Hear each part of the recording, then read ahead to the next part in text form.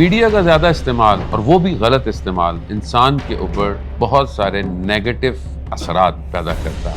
ایسی چیزیں کہ جو اس کی زندگی اور زندگی کے باقی چیزوں پر اثر انداز ہوتی ہیں، جس میں پہلی چیز غفلت ہے، اگنورنس ہے. جب آدمی بہت ساری چیزیں دیکھتا رہتا ہے بغیر انسان اسٹریٹجی کے، بغیر پلاننگ کے چیزوں کو انجام دیتا ہے، کام کرتا ہے، تو وہ اپنے بہت سارے واجب کاموں سے دور رہ جاتا ہے.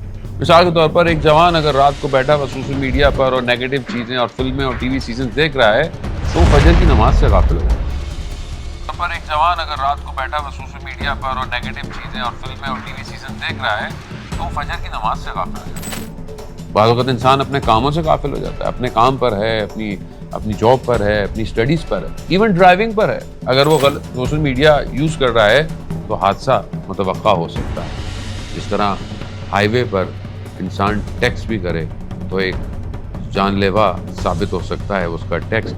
اسی طرح ہم بہت ساری چیزوں میں اپنے باطن کو نقصان دے رہے ہیں جس کا ہمیں اندازہ نہیں کہ ہم کتنے غافل ہو گئے. اس لیے پروردگار قرآن میں ارشاد فرماتا ہے کہ ہم نے ان کو کان دیے یہ سنتے نہیں، ہم نے ان کو آنکھیں دی یہ دیکھتے نہیں، ہم نے ان کو جو ہے وہ ذہن یا قلب دیا یہ سوچتے اور تفکر نہیں کرتے. اولئک کالانعام، یہ جانور ہیں، بل ہم اضل، بلکہ یہ اس سے بھی بدتر ہیں.